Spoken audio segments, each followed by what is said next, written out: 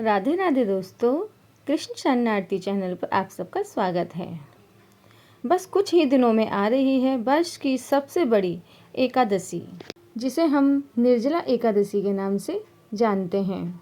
वर्ष में आने वाली सभी एकादशियों में पांडव एकादशी सबसे बड़ी एकादशी मानी जाती है, क्योंकि हमारे शास्त्रों में कहा गया है कि जो भी मनुष्य पूर्ण श्रद्धा और नियम पूर्वक इस निर्जला एकादशी का पालन करता है, उसे वर्ष की सभी एकादशियों का फल प्राप्त हो जाता है। लेकिन नियम तो यह कहता है कि मनुष्य को प्रत्येक एकादशी का पालन करना चाहिए, और किसी भी एकादशी में कोई त्रुटि रह जाए, कोई भूल हो जाए तो उसकी क्षमा याचना यह निर्जला एकादशी करके करनी चाहिए।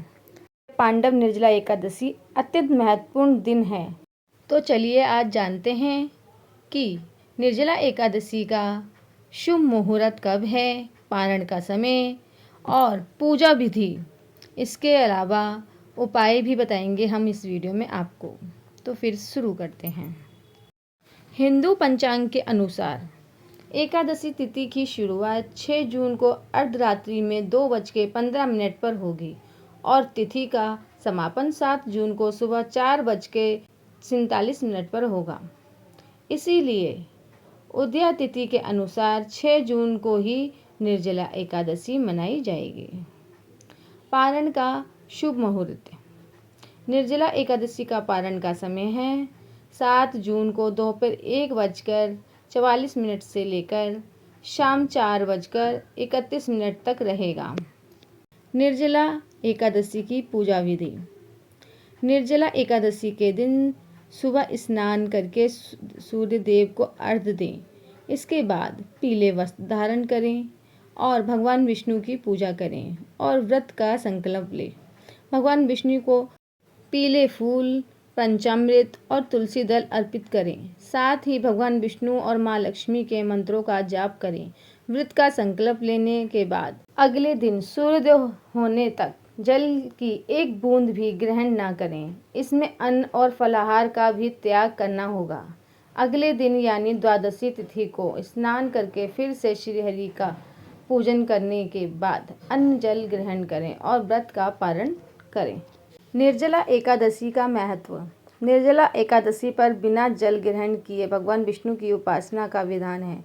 इस व्रत को करने से साल की सभी एकादशी फल मिल जाता है। ऐसा कहा जाता है कि भीम ने एकमात्र इसी उपवास को रखा था और मोक्षित हो गए थे। इसी वजह से इसे भीमसेन एकादशी भी कहा जाता है।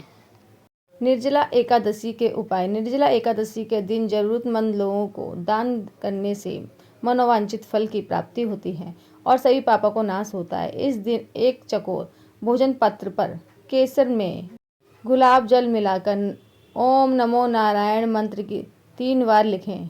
अब एक आसन पर बैठकर विष्णु सहस्त्र नाम का पाठ करें। पाठ के बाद ये भोजन पत्र अपने पर्स या पॉकेट में रखें। धन धान्य की वृद्धि के साथ साथ रुका हुआ धन भी मिलेगा।